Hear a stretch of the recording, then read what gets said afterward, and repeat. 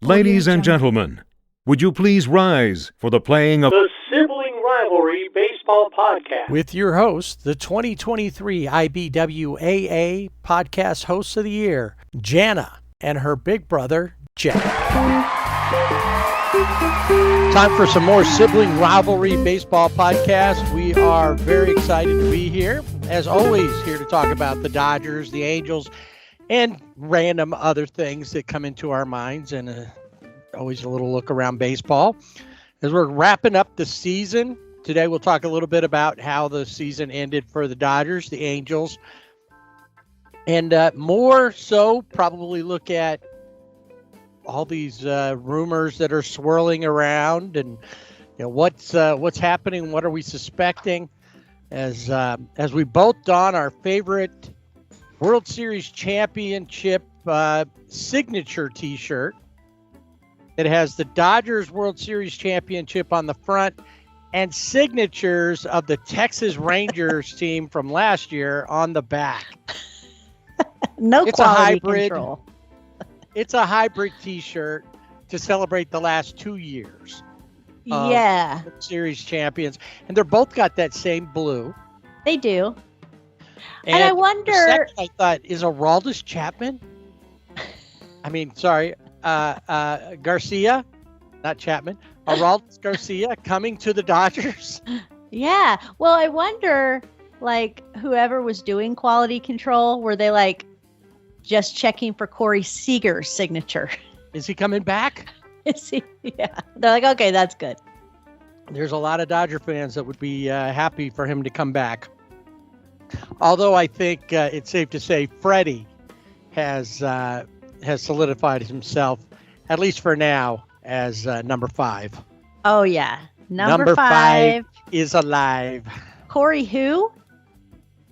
Yeah, I don't know. Some guy who left for Texas because he didn't want to have any pressure of playing in big games, apparently. Guess not. Anyway, so yeah, we'll be talking about all of that stuff and a whole lot more. Remember, you can find us on social media, on Twitter at Sibling Rivalry BB without the A. And on Facebook and Instagram at Sibling Rivalry BB with the A. And of course, you can also get some cool fan gear via our website, siblingrivalrybb.com, and hit the Fanatics link. There's 2 of them up there. One go to the Angels specifically, one goes to the Dodgers specifically, but you can go to find any team from there. I'm wondering if the newly nominated New York Yankees Department of Defense T-shirts are in play there. We'll talk about that in a few minutes, but right now, why don't we head out to the ravine where they are still basking in the glow of a World Series title? It's time for Dodger baseball. I'm sure that Fernando, Vin, and Tommy, all looking down from blue heaven, along with the other former Dodgers. Kirk Gibson from his home in wherever, I don't know where he lives, Michigan, probably. Yeah. All basking in the glow of this latest championship. Had the parade, had the big thing, and now the real work gets done. And while the Dodgers were having a parade, the Angels had already gotten to work. Yes, they did. So we're going to talk about the Angels coming up in a second, but now obviously with the Dodgers, it's pretty simple. They won. There's not they got the last game of the season. Yeah, they won it. They won it all. They hoisted the trophy, and now the big questions come up. And honestly, at this point, when it comes to being a fan of a team, I think I'd rather be an Angels fan right now or like a White Sox fan or one of those teams that really, it's like, what are we doing now? How do we build towards the future? And the future can look bright with any kind of thing. The Dodgers now have the hard questions. just like any other teams that came up. The Yankees have these same hard questions. The Dregs, the Mets. What do we do? We have a great team. What do we do to make it better? Right. And everyone's basking in the glow of the World Series win. I don't know how many times I have gone back and watched that fifth inning of the last game, how many times I have watched the last inning of that last game of Game 5, how many times I have watched Freddie Freeman's grand slam walk-off, how many times. But as much as you love this team and the brotherhood I think that they have, they all can't stay. We know Mookie's going to be there, of course. We know Freddie's going to be there. We know Shohei's still there. But what about Walker Buehler? He's a free agent. What about Teoscar Hernandez, who we need to re-sign? There's no doubt in my mind that he needs to be re-signed. He belongs in LA. But what about Jack Flaherty, who was a part of this World Series team? Blake Trinan, Kike Hernandez, and then you have Joe Kelly, who didn't pitch during the World Series, but is still beloved by Dodger fans. And of course, Clayton Kershaw. Now, Clayton Kershaw, I think he's going to retire as a Dodger, and I know he's going to come back next season. He will play for the Dodgers, and I think that this will be his last season. Well, he opted out. Yes. He said he was coming back. He's made that clear. But somebody said he got a case of the Otanis. Oh. And instead of just coming back and taking whatever, 20 million or 15 million or whatever, it wasn't as much as what he had made before. He opted out so that he could restructure his deal to a more team-friendly deal so that they would have more money to build a winning team. And that's the biggest thing. Everybody says, oh, yeah, just bring everybody back. We want to run this back. The problem with that is that teams who just stand pat, they're static, don't typically repeat. Right. And the last time we had a repeat was the Yankees back in late 90s, early 2000s. What is it? 98, 99, 2000, I think. They won back to back to back. And nobody's won since then. So 24 years, nobody's done that. The Dodgers, I think everybody's had a look at, could they be a dynasty? And it's like, well, will they be? Could they be? And I read something, the way somebody put it earlier was like, people are afraid of the Dodgers because once they've figured out the regular season, once they figure out the playoffs, how often will they win? Yeah. And we know that, Shohei said, can we do this 9 more times? Mookie said, I think we need at least 3 more before I'm done here. Right. So, and I'm sure the other guys are more than happy to win some more too. Who wouldn't be? The money's going to be there for a lot of those guys. The championships won't always be. Right. Yeah. I mean, you think about baseball and how hard that regular season is, and then to get in the postseason, and then you have to win, how many more games you have to win to be the champion win the World Series. It's a lot. And I think I saw a former Dodger, Rich Hill, wants to continue to pitch. And I wonder if, I don't think he's been on a World Series team. I mean, winning team that I know of. So no, is he chasing, is that what he's chasing, that elusive World Series win? Well, recently on And there's a couple of things we can look at with players out there. One, of course, who is connected to every team, even teams that can't afford him. But Paul Sewald, pitcher who pitched with the D-backs, just within the last few days was on a podcast or a radio show and specifically said something about, playing, and said Dodgers.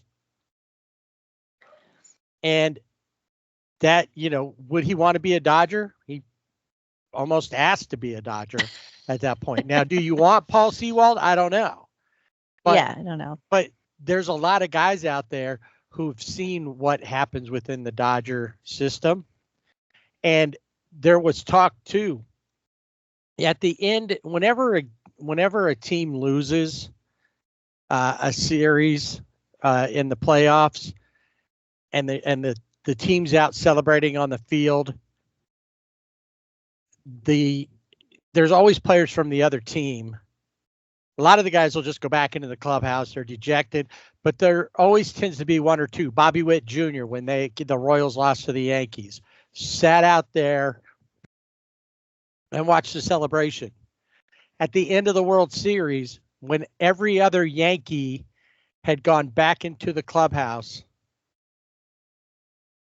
Juan Soto was sitting out there, and Juan Soto didn't look necessarily sad. He didn't necessarily look determined. He looked envious.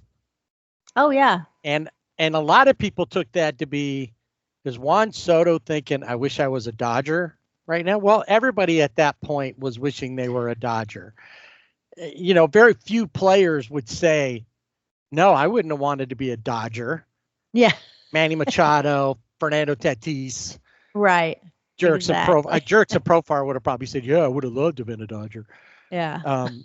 But they, that's the thing. They everybody wanted to be, if you're a player, you wished you were a Dodger. And if it had been the Yankees that won, you'd have wished you were a Yankee. Last year, you wished you were on the Rangers or the D-backs.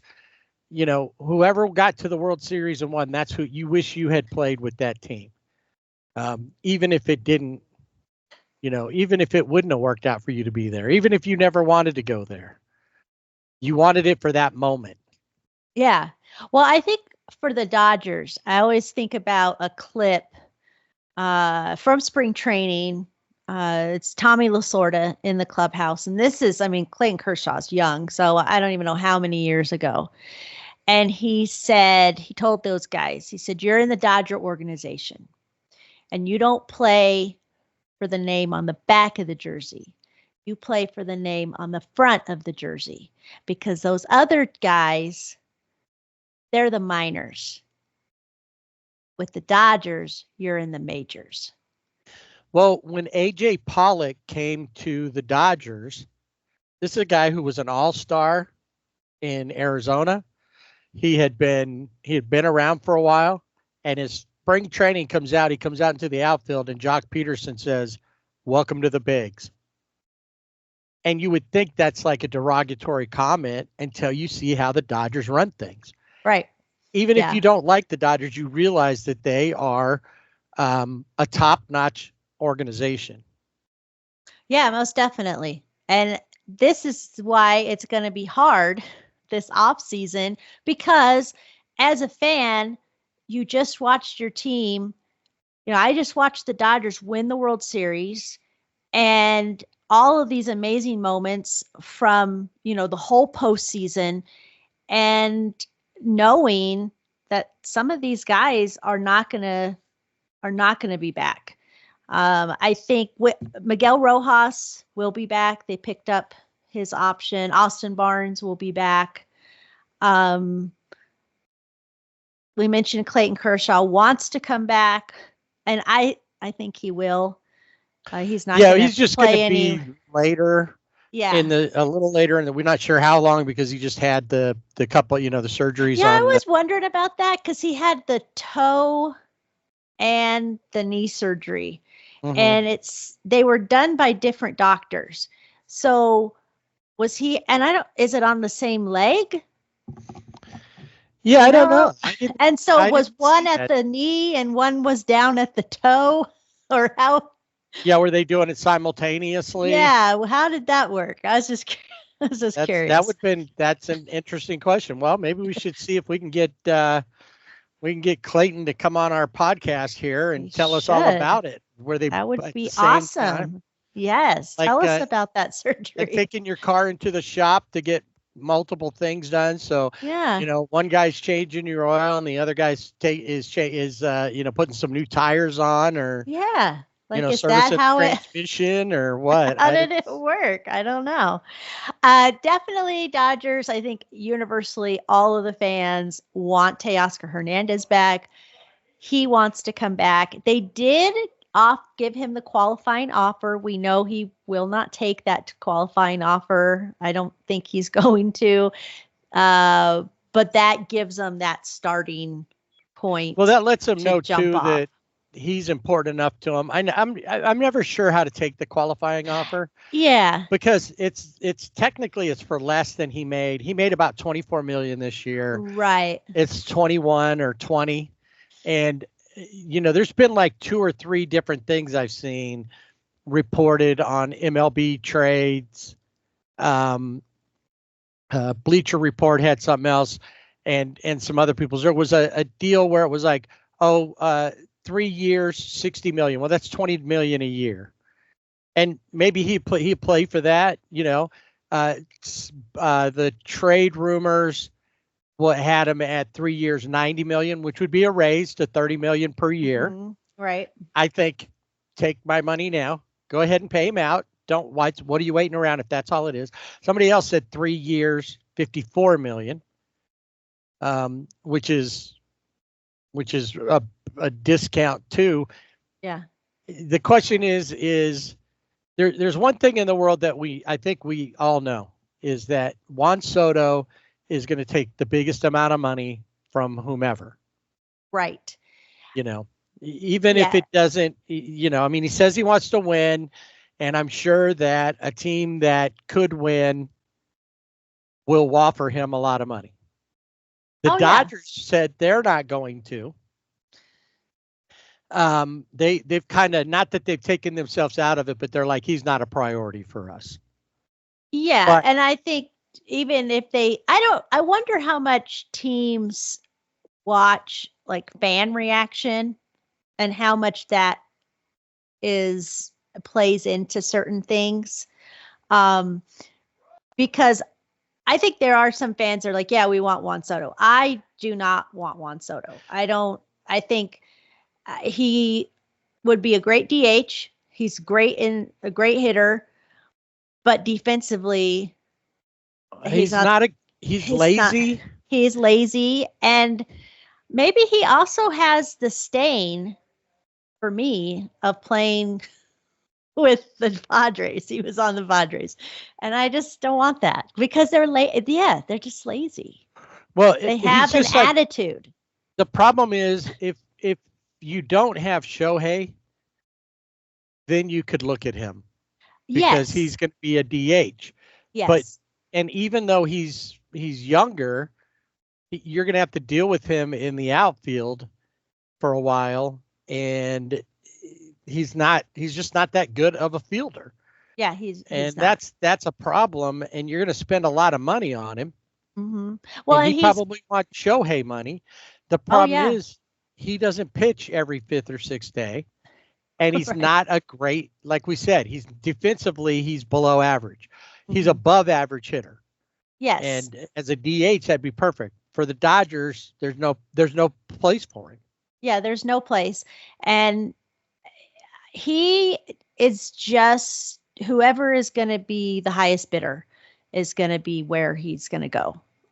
There's no, I don't know. We could be surprised to see what the Yankees are planning to offer. I've been hearing that they're going to be meeting with him and his agent. That's the other problem.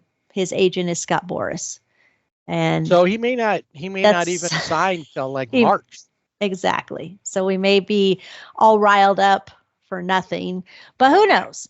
As when you're looking at the Dodgers, it's just like looking at the Angels. The Angels had Shohei. They had that opportunity to do something with him.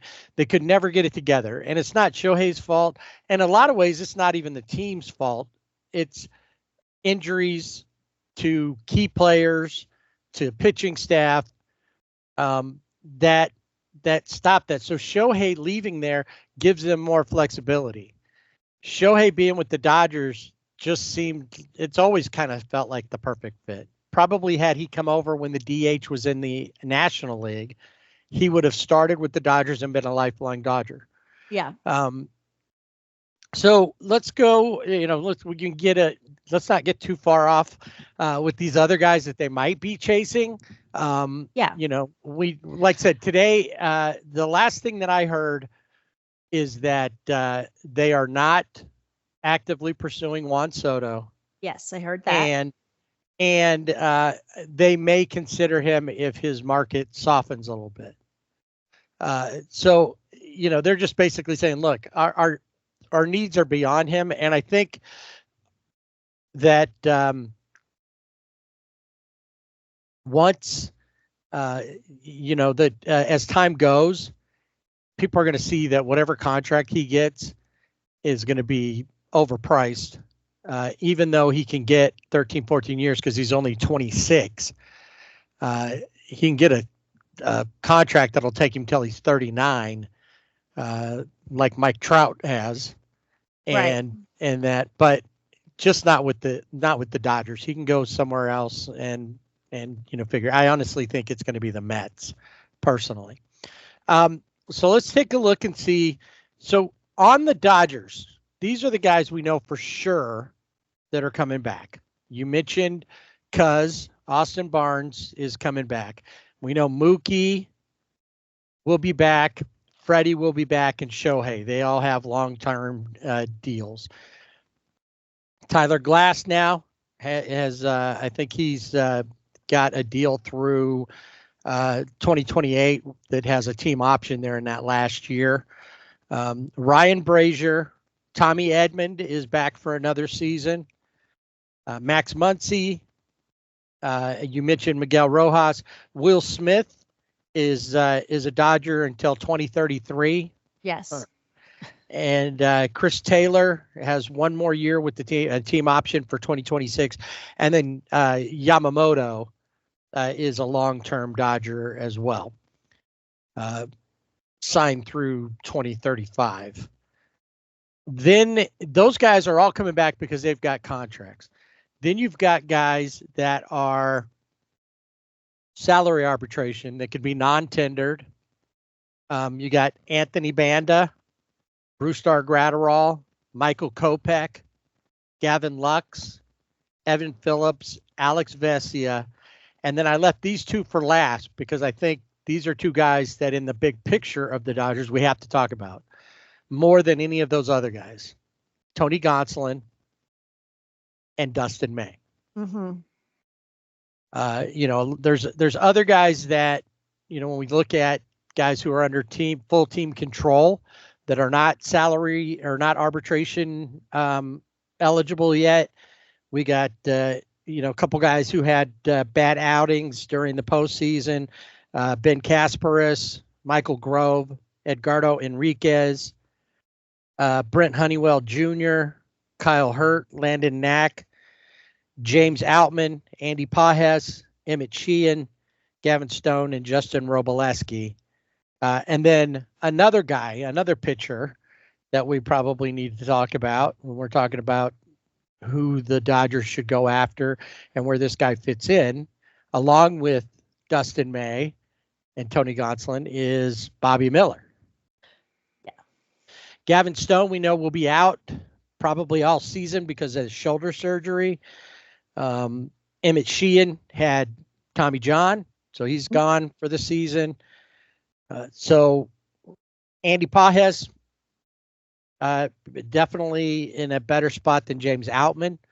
Outman pretty much got sit down and forgotten for the most part. Bobby Miller, kind of the same thing. It's like, you're just not making it, kid. And they just left him down there. His name never came up during the playoffs or anything. Is like, if somebody goes down, maybe they'll bring Bobby Miller. Nope. No, Had they were no not. interest in it. No, bring it. Well, and I wonder too if you're looking at one thing that we've heard from the Dodgers is that they plan on bringing Mookie back into the infield. So how does that's going to open up that spot? I don't think it's going to be Soto. But No.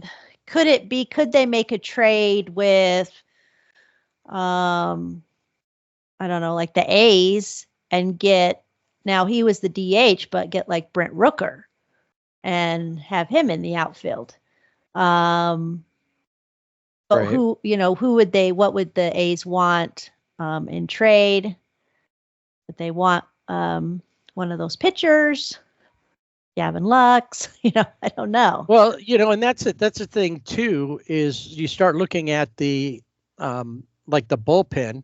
Mm-hmm. The word is that Devin Williams is probably going to be traded out of Milwaukee. Is he somebody that you want to go after? And I know this kind of, and I talk about it too, how it kind of gets driven into the ground. But Gavin Lux is from Wisconsin. Yeah. Could you trade him there? Willie Adames, who's a free agent, big name that keeps coming up with the Dodgers. Mm-hmm. Is he somebody that might show up, and what is that going to cost him? And I don't know where they are as far as like money wise. They've already made 150 million plus off of Shohei alone.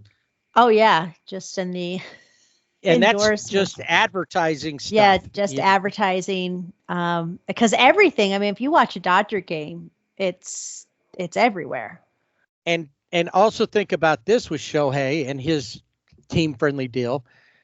They're an investment company. Guggenheim is. Right.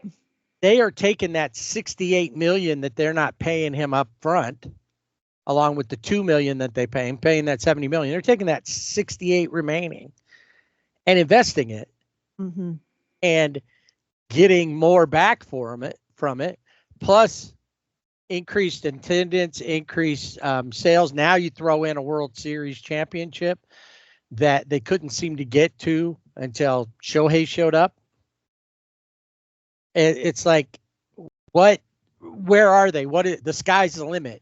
And, Dave Roberts went on Mookie Betts' podcast and said that, his wish list was, he didn't say it outright, but he wants Blake Trinan back and he wants Teoscar back. At least that's what we thought. It could be Kike he wants back, or maybe he wants both of them back. Yeah. So, that would be the other guy that I would bring back, would be Kike Hernandez, because he just, one, you got Chris Taylor and you have Kike, and they can be in the outfield, they can be in the infield. You got Tommy Edman for another year, another one that can be in the infield, be in the outfield. So I think big questions, is James Outman, is he just going to be in the minors? Is he going to be in Oklahoma City? Is going to be a Comet next season? Or could he be traded? Will they keep him over Andy Pages?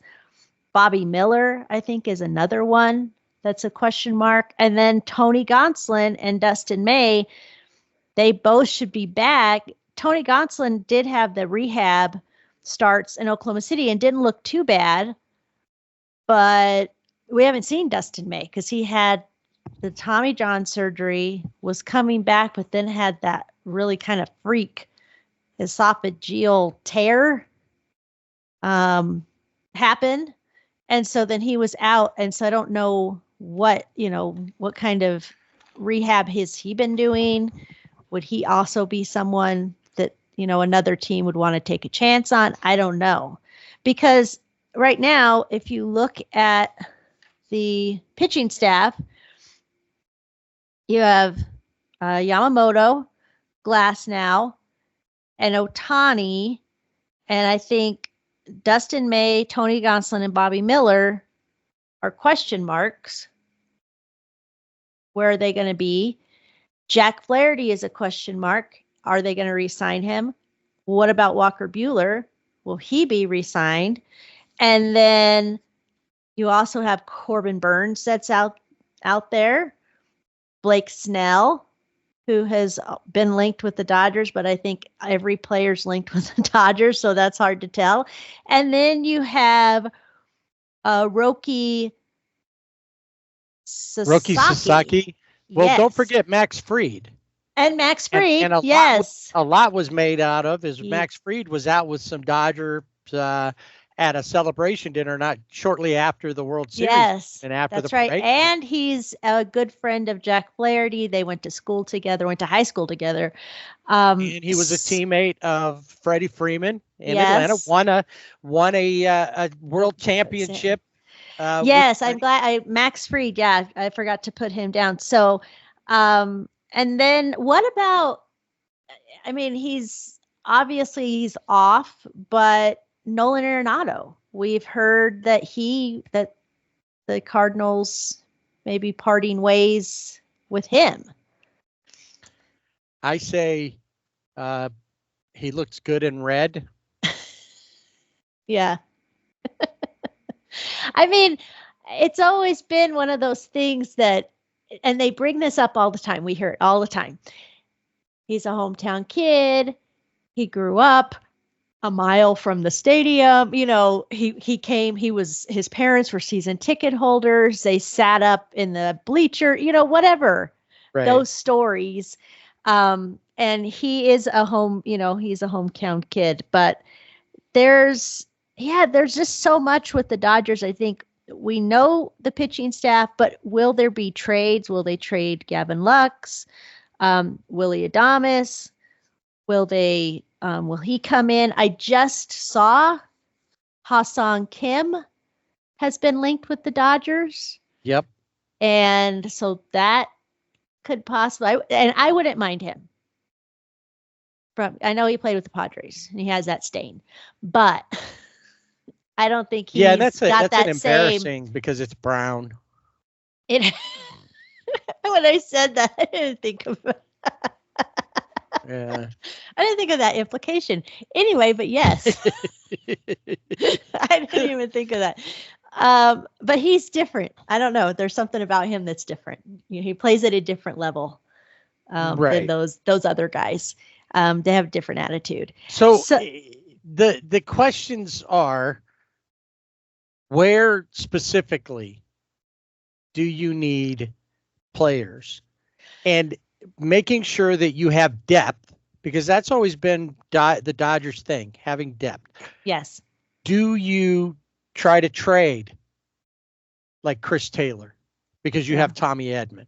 Mm-hmm. Do you, of the guys, the free agents, and you've mentioned them all, but just one more time through, Buehler, Flaherty, both the Hernandez boys, Joe Kelly, Clayton Kershaw, Blake Trinan.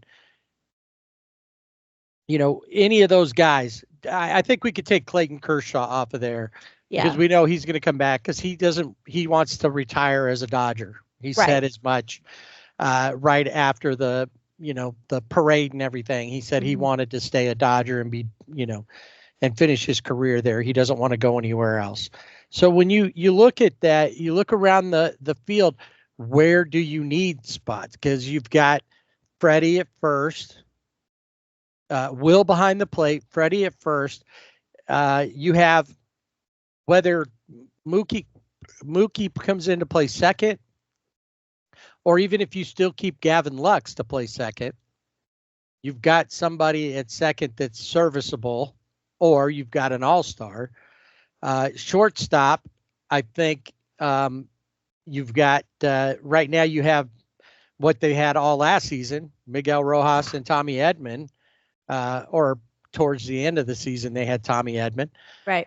You got Max at third. If you keep Kike can play third when Max isn't playing third, or if something happens with Freddie, Max can move to first. Left field is an open spot now, which hopefully is, Teo is re-signed. Yeah. center field and right field are now open spots. Andy Pages, James Outman. But Pages has had the better bat last year. Outman seemed okay and then just faded away. Well, and he did that the previous season. He, kind of came out gangbusters, and then he fizzles out as the season goes on.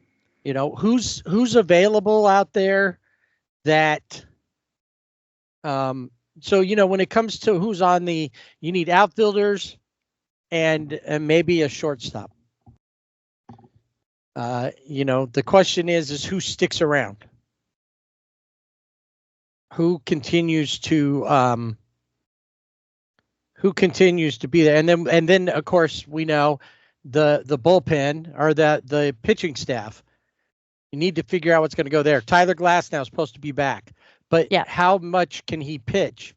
He gave out before the end of the season, which always seems to happen with him. Do they, if they can go get now? I just read Jim Bowden. Everybody said that, including Dallas Keuchel, who played in Japan, said, "Oh, that's already a done deal." That was done before he was ever posted that Roki Sasaki is coming to the Dodgers. Jim Bowden, who I don't think has a clue about baseball, even though he was a GM, says the same thing. He's like a clickbait kind of guy in that he says, I don't think it's likely that that Sasaki's going to go to the Dodgers. Sure, right. The Dodgers want him, but he doesn't want to be in the shadow of Shohei and Yoshi. Hey, I'm sorry. If you watch the World Series, Shohei was more in the shadow of Yoshi, but mostly in the shadow of Freddie and Mookie. He was in the shadow of Tommy Edman for all that matters. That's right. Yeah. He came out and said, also his, endorsements would be not as much, I guess, because Ohtani and Yamamoto are there, and he would do better with possibly with the Padres because his idol Yu Darvish is on the pitching staff there, and he could bring in additional revenue for the Padres. I don't know what he wants and what he's looking for. 23 years old. He's going to come in on a deal like what Shohei got, right? Like a minimum deal. Mm-hmm. And you tell me, you want to come in and you want to play at a high level? Are you about winning, or are you about being the big fish in a little pond? Because if that's the case, at the amount of money that you're going to get, you could go to any of those other teams. Mm-hmm. And be the big fish in the pond. I honestly don't think Sasaki can go why would he want to go to San Diego to pitch behind his idol, Yu Darvish, Joe Musgrove, Dylan Cease, Michael King for that matter. Right. He's just one of many. He gets up here. It actually, for the Dodgers, it actually works out better because if Shohei, which we know Shohei had surgery on his shoulder, right? So he's going to be slow coming back pitching wise, because that not being able to pitch, it doesn't affect his throwing arm, but he can't do anything with it until after he's rehabbed, so it set him back in his throwing program. But he pitched, in Japan, they all pitched once a week. Well, if they do a 6-man rotation, Sasaki works right into that. And that was a problem they had with Yamamoto. Yeah.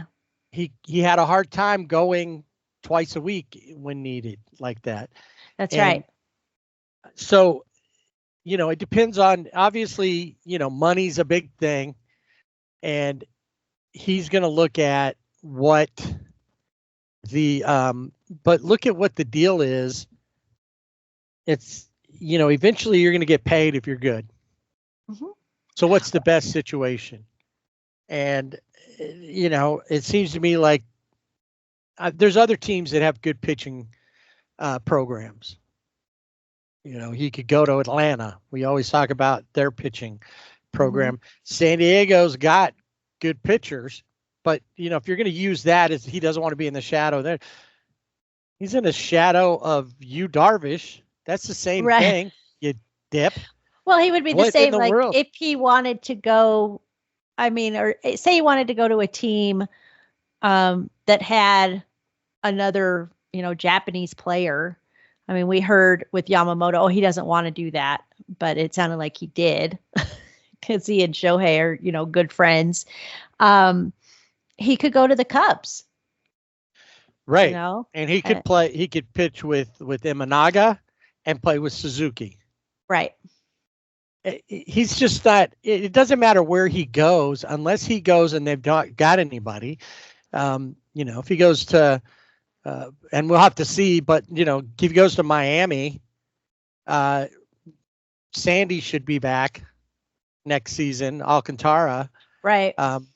And he could be the big guy there. He could, if Crochet leaves Chicago, he'd go in there and become the big guy. I don't think he's going to care about that. And, I'm not saying the Dodgers are going to get him, but I think that that's a little overblown, that they're not going to get him because of that. Right. I would say I agree they with would that. be more likely to get him because those two guys are there, other than the opposite. Exactly. Well, and they've made a big deal about Dave Roberts, made a comment during the season. They wanted to paint Japan blue. And I think we saw that during the World Series that that they've done that. So I think it'll be interesting to see, but the pitching staff always is going to be the question mark for the Dodgers. I don't there are the guys that we know are going to be in there. The question marks, of course, are going to be Dustin May. Where does Tony Gonsolin, is he going to be a starter? Could they convert him into a bullpen arm, where he could be kind of a, if they had to do a bullpen, they would do a bullpen game. He could be kind of the guy that eats up innings. Dustin May, I think, is a huge question mark because I just don't know. Blake Snell, though, as far as he is back on the market, Blake Snell wants a lot of money. Right. He thinks he deserves a lot of money. He opted out. And I don't think the Dodgers are gonna go for Blake Snell. I don't see him as a Dodger. No, I see Max Fried of those guys. I don't see Corbin Burns. No. Coming out here. Just now I was thinking Corbin Burns either stays in Baltimore. I could see him in Boston. Mm-hmm. And if he did come west, San Francisco. That seems like the likely places for him. Yeah. When I look at Max Fried, it'd be weird to see him out of a Braves uniform, but I could see him, with the Dodgers. And if he's got good buddies here, the question is, with starters, we know that you're going to have though a weird, situation next year, because you got Kershaw is going to come back at some point. Ohtani is going to come back into the fold at some point, even though they're going to be on innings restrictions. But I'm thinking that like these guys, if they re-sign Flaherty, bring in Max Fried, I honestly don't think Walker Buehler's coming back. Not that they don't want him to come back, but I just have this feeling that there's just really no space. And you don't really know, he was the Bulldog 2.0. Yes. But that's the thing with Walker Buehler. We know in the postseason how he pitches. It's the rest of the season. And that's always I'm a fan of Walker. I like Walker Buehler. If he came back, I would be fine with it. But I do agree. I don't think that he'll be back. That was his, walking off the mound. He's, got two world championships, two championship rings. And I mean, he'll pitch somewhere, but I don't know that it will be with the Dodgers. Yeah, I agree. I think he's going to be elsewhere next season. Yeah, I don't. So that's the thing, and I think that it's time to cut bait on Dustin May and on Tony Gonsolin. And honestly, depending on what you could get for him, Bobby Miller. Oh yeah, I think Bobby Miller is. Yeah, I've always want to say he's done, but he has not. He's not shown that he. Yeah, I don't know how to explain Bobby Miller because he was so spectacularly bad this last season. I mean, it's just, and then the season before, he had moments where he was really, it's like, wow, he's really good. But I just feel like maybe he forgot how to pitch and maybe he got in his head.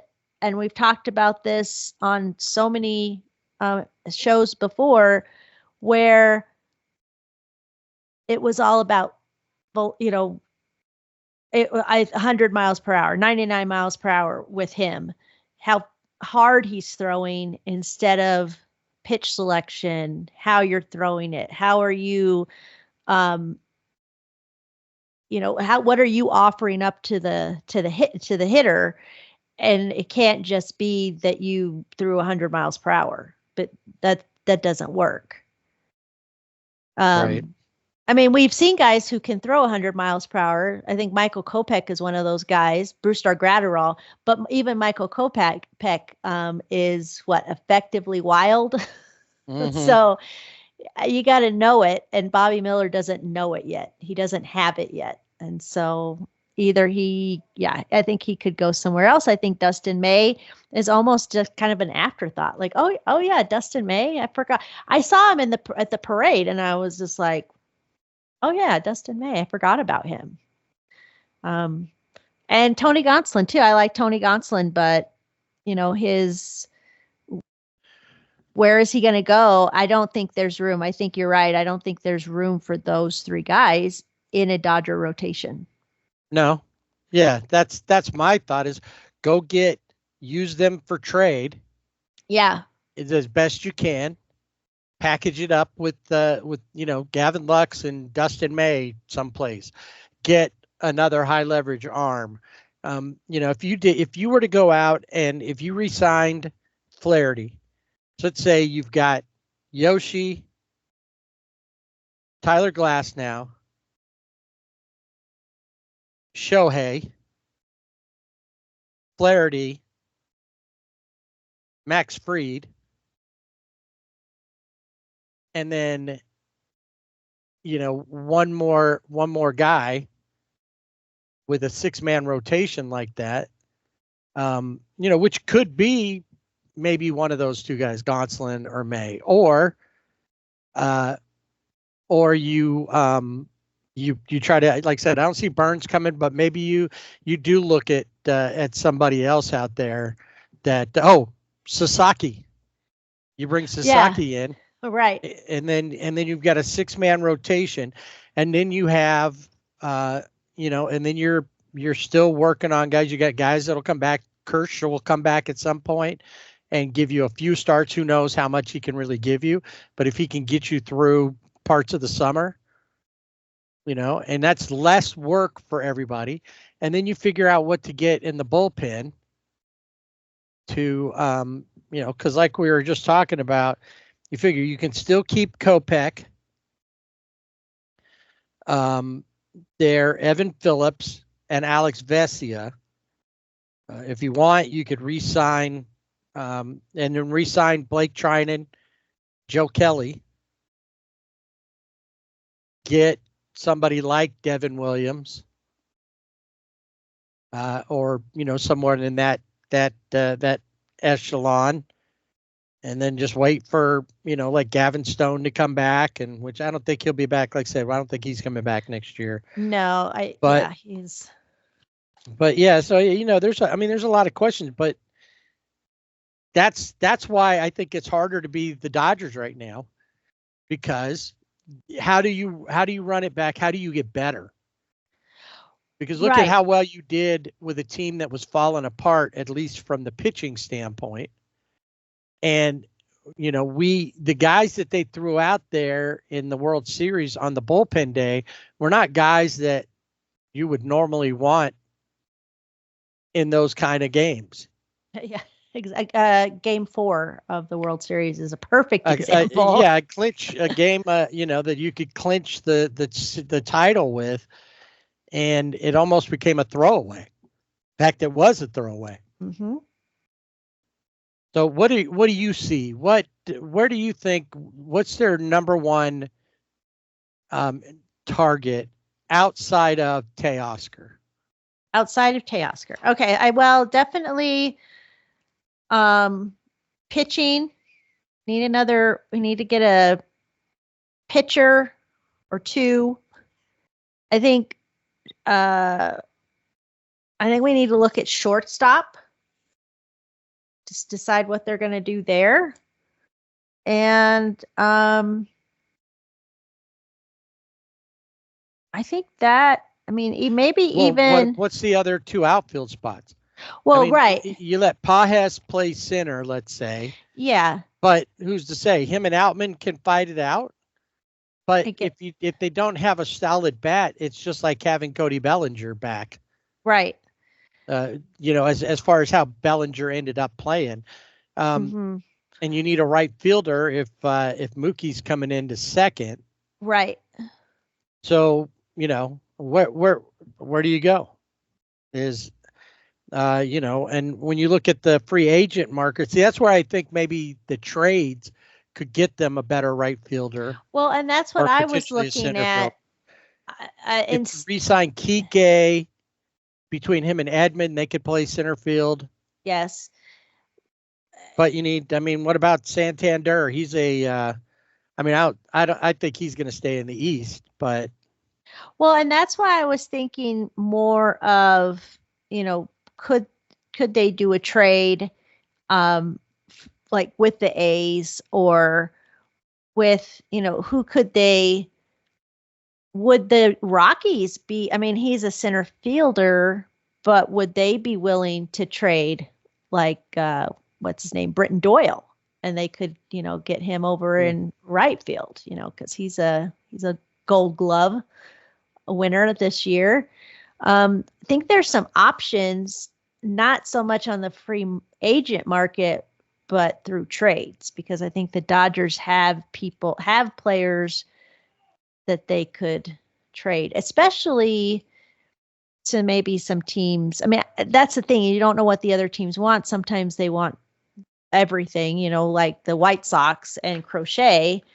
Would that be an option? What would they want?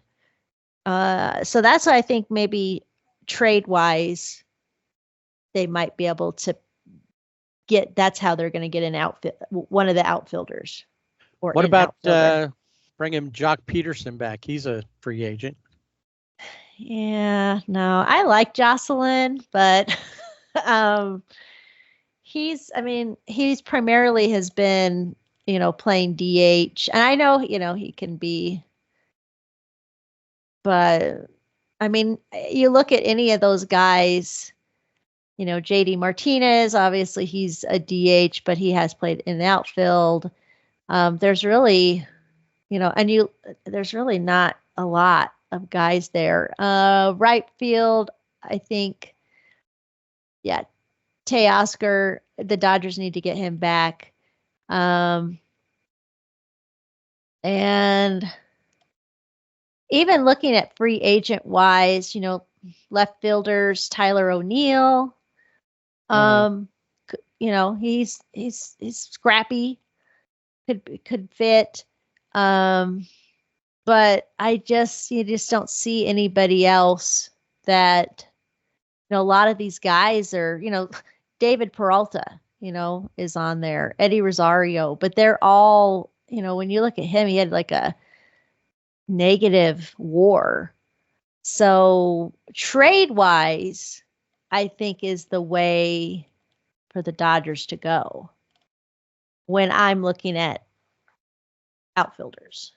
I agree. I think that's the best way to do that, and I think they have enough pieces to make that happen.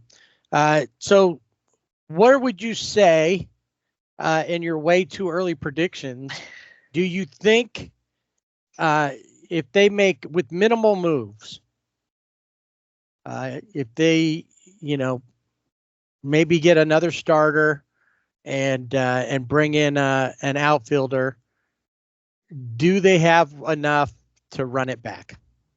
I think they do. I think if they can keep the good vibes that they had during this run, and they continue that through the off season into spring training, and they just keep that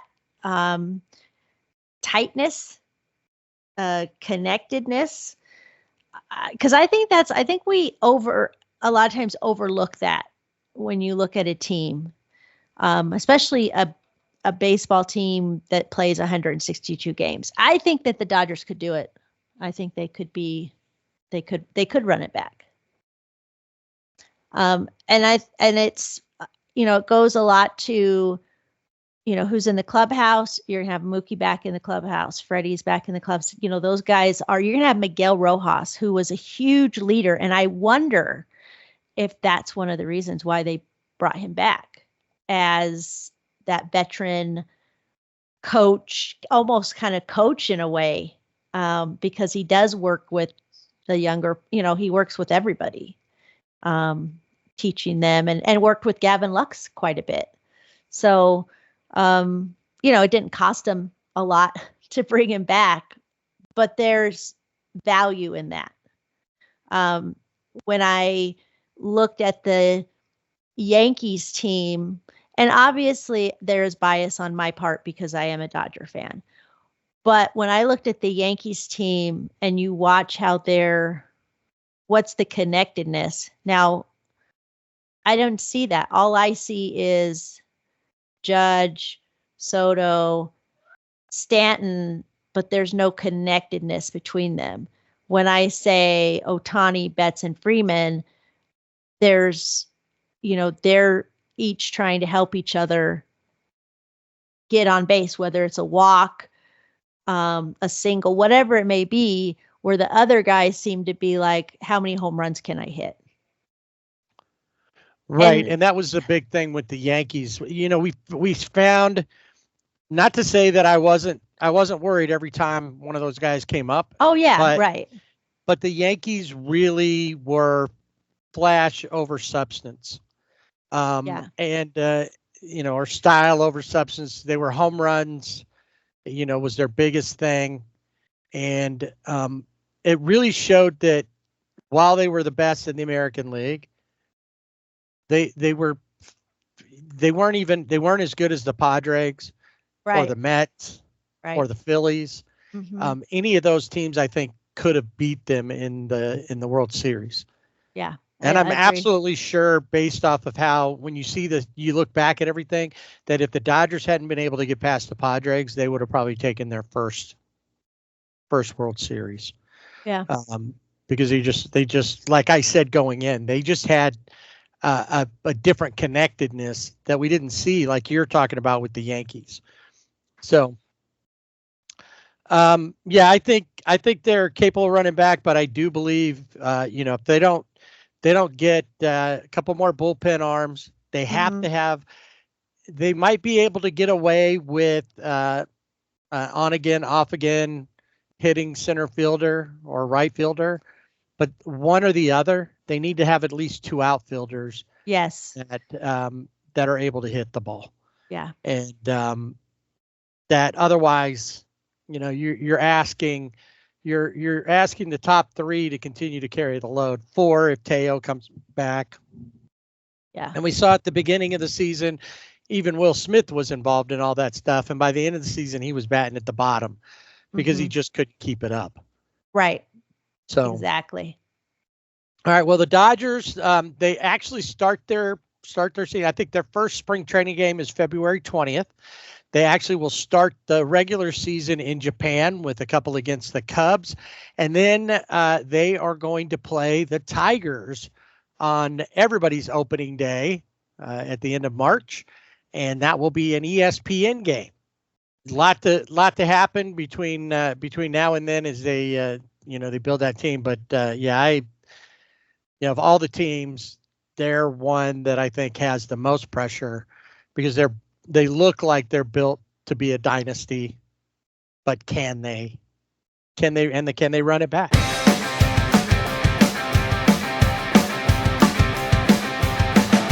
So the Angels broke their record for losses in a season. They lost 99 games. The most they'd ever lost in any season previously was 96.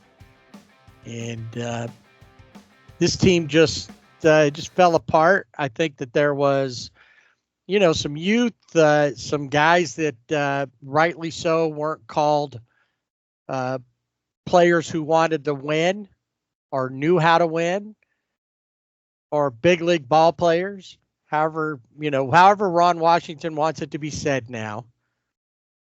The Angels are going to return their whole pitching staff. They did pick up an assistant pitching coach because, as they do, they go to Atlanta, and Atlanta's like, the nice neighbor that lets you can borrow sugar or a lawnmower, or can I borrow your clippers?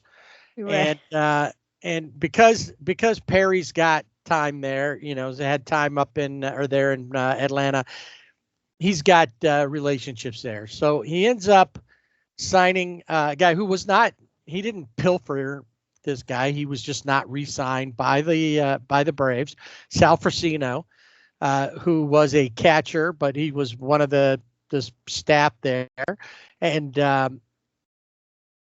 worked with Ron Washington and the Angels' new catcher, Travis d'Arnaud. Right. Who came from where? Yep, that's right, the Braves. He's there now. The Angels were the first ones out of the gate. Like the day the parade's going on, the Angels had traded for Jorge Soler from Atlanta?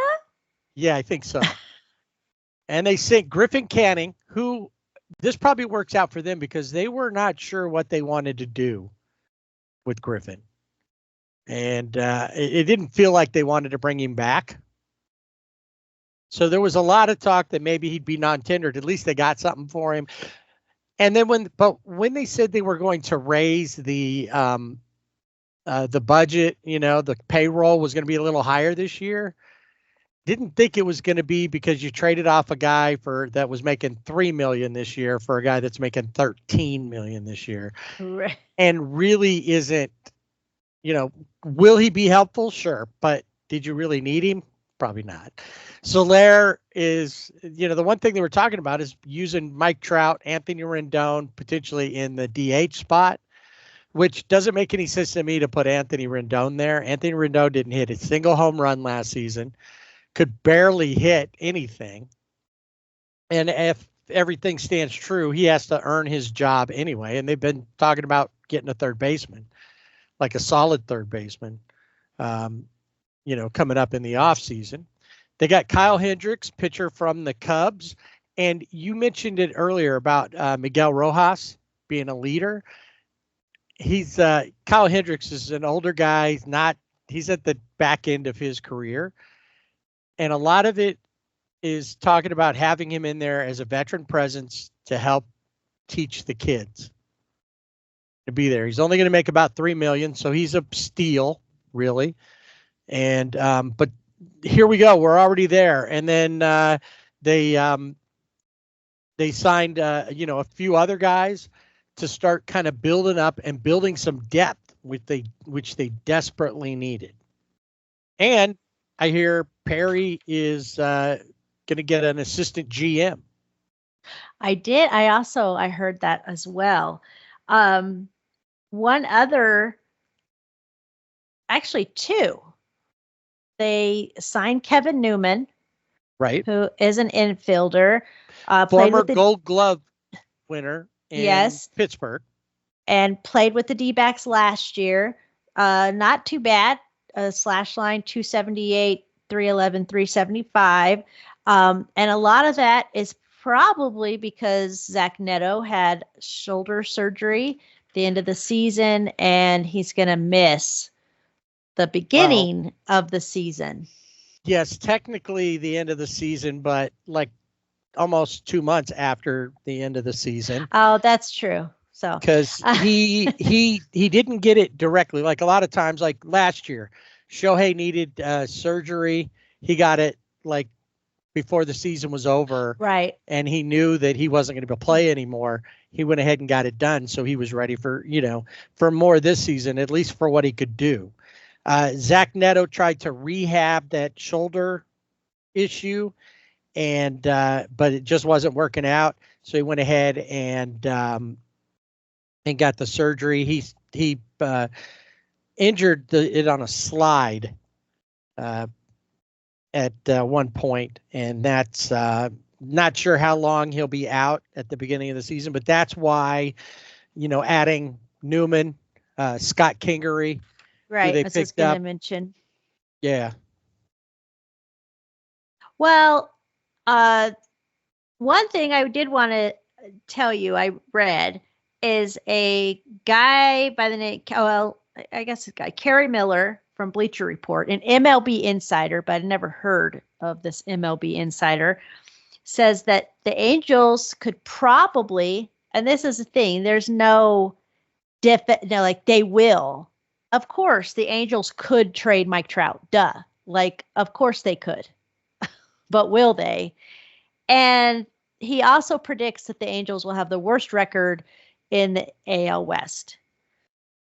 But didn't that already happen this year with their worst record?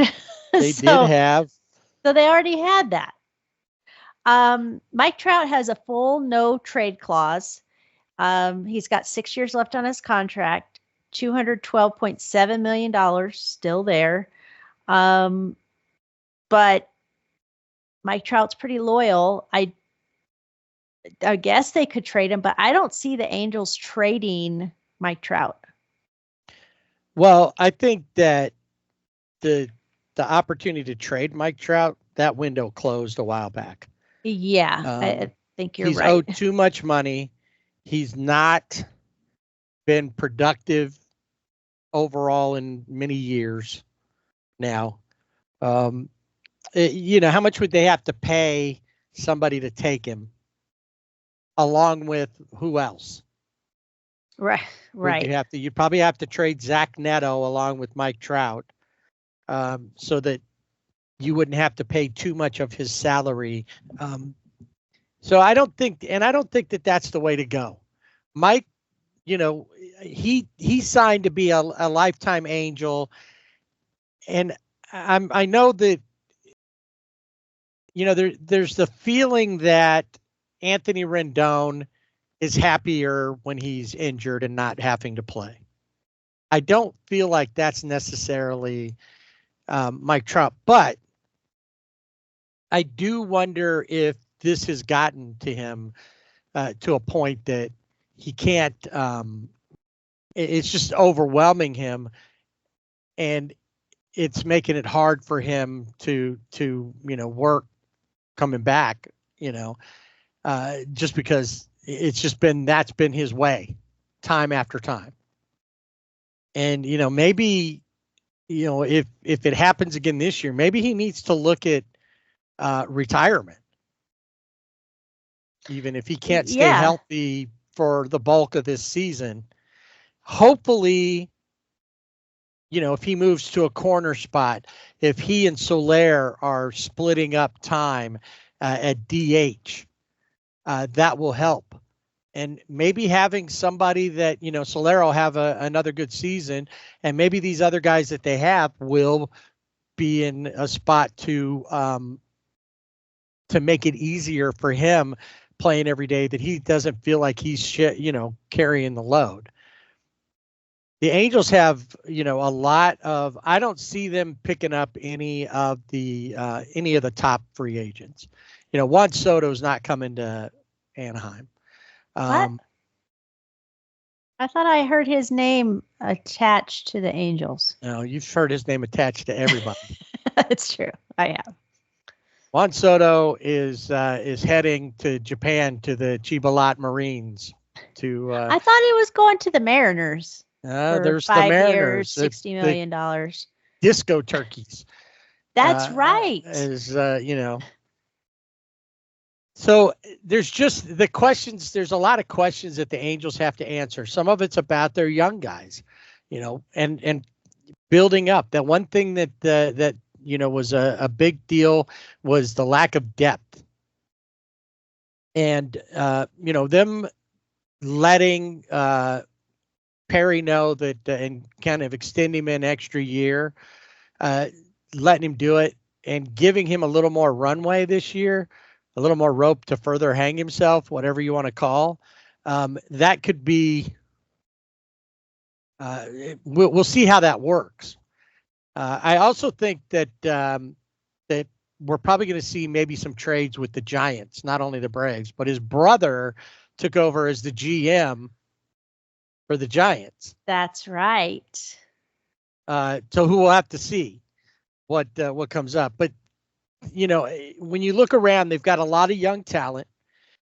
What's nice is Travis d'Arnaud said, I want Logan O'Hoppe to be the greatest catcher or the greatest Angels catcher ever. He's not coming in to take his job. He's coming in to help build him up and to teach him. The same thing they did with Hendricks. Was like, we want him to come in. We want him to pitch, but we want him to work with these guys and help make them better. So now what do? We've got him. We've got Tyler Anderson still there. Reed Detmers. Do you keep Reed Detmers or do you try to trade him away as well?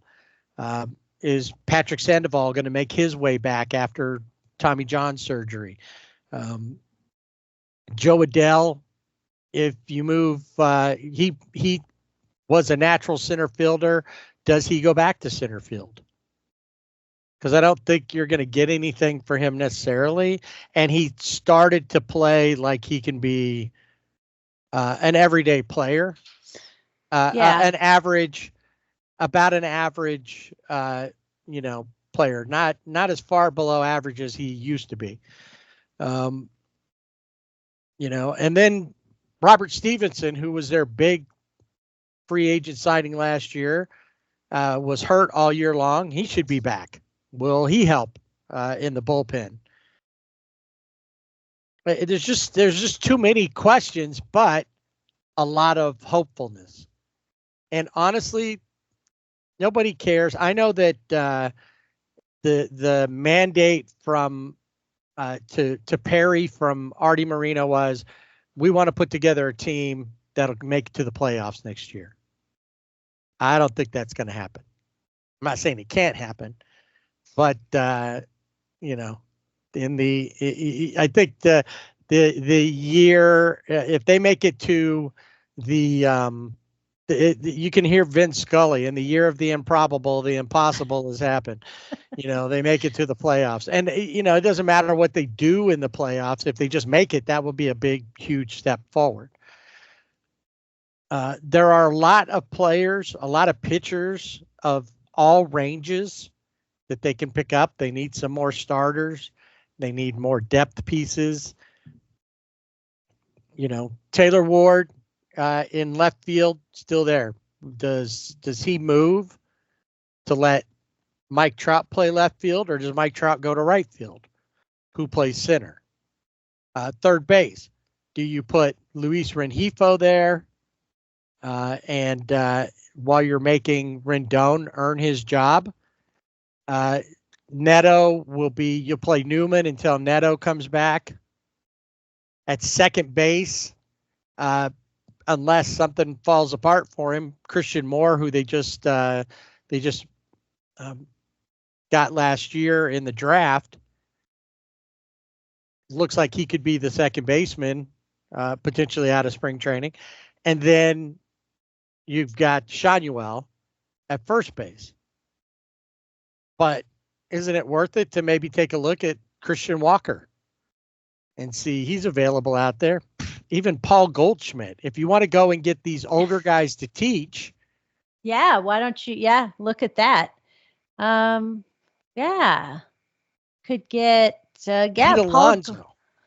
Pete Alonso, you could. Why not? Well, he's a big bat. He's not. He's kind of like Juan Soto. He's a one-trick pony, really. He can play first base, but he can't play any place else. How about Anthony Rizzo? So anyway, John, I like Anthony Rizzo, but no.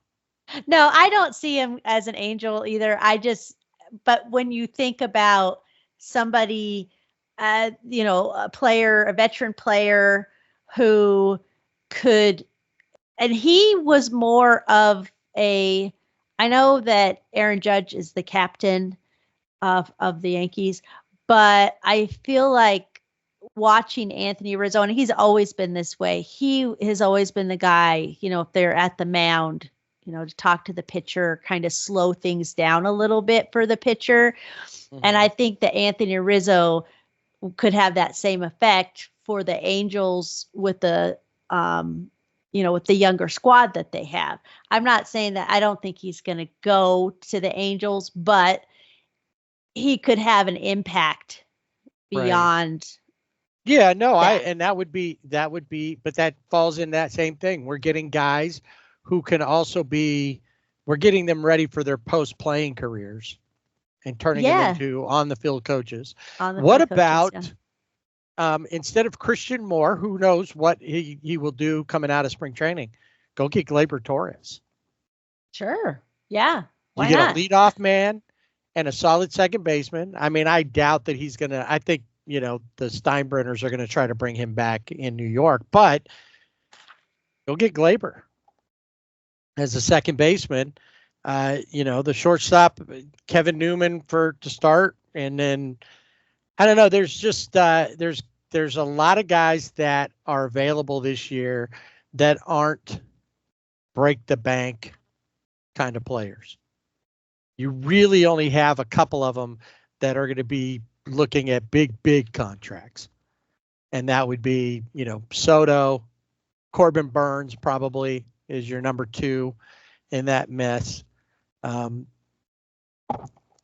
it gives you, we know that already, see, the one thing that the Angels fans can look forward to is that Artie is going to be looking at, he's looking up the freeway and seeing that they just won a World Series. And he wants to do something to make him. That's why he wants at least playoffs. Because he doesn't like being left out. I don't see Ha-Seong Kim coming to the Angels, but he'd be another good second base option for him, or shortstop. But you wouldn't want him at shortstop just because that Zeto's coming back, and Zeto was their best player last year across the board. Another guy that I think would be an Angels type pitcher, when you think about guys that they've signed in the past, Shane Bieber. Oh yeah, that would be good. I could see him do like a 1-1. Give him a year plus the like an option. So I mean, there's guys like that. I don't see him. Guy that you think about who really gave himself a boost is Yusei Kikuchi pitching with Houston. Right. I could see him in an Angels uniform as well. Yeah. Definitely. Or you can go, if you want a third baseman, Alex Bregman. Why not? I mean, come on. Which is interesting because somebody said the Phillies might look at him, which would open up a chance to maybe trade Alec Boehm, get in on Alec Boehm. Now, I heard another thing where they were like, well, but then that leaves the Asterix needing a third baseman.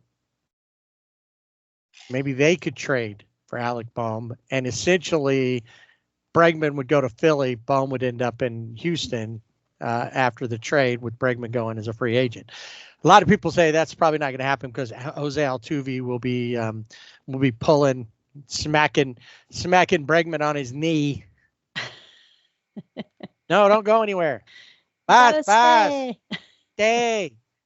I don't know. Yeah. Yeah, no, I think Alex Bregman he'll be in Houston. I don't see him going anywhere. I would be surprised if he went somewhere other than, because I feel like he'll be a Astro for life. Yeah.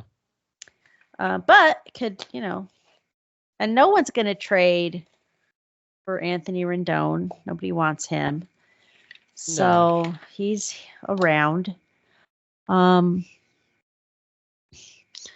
there's a lot of options out there, but that's the nice thing is that there's so many guys, so many players that could come in, have an effect, help while you're trying to build up some other guys, and not having to constantly raid the minor leagues to bring guys up. You want to build. This is what Washington really was trying to say. Stop sending me all, because as I said it last season, the Angels were at best a AAA team, sometimes not even that good with the players that they had up as far as the talent level goes. And you had guys who, Neto and Rengifo, Shanuel, Ohapi, those guys were all, having their moments, but none of them could carry the team. They all need to still need to learn how to play the game, because we saw that many times where they had complete mental lapses and did stupid stuff. So it doesn't matter if Zetto hit the most home runs for a shortstop in Angels history in a season. He's still, and honestly, I'm tired of Mark Gubica talking about how great he is at shortstop, because he doesn't know. You watch players, you watch Rojas throughout the World Series. Even Volpe, who is a young player like Zetto is, has a better sense of where they are on the field to turn and throw to first base. He will get the ball, make an incredible play.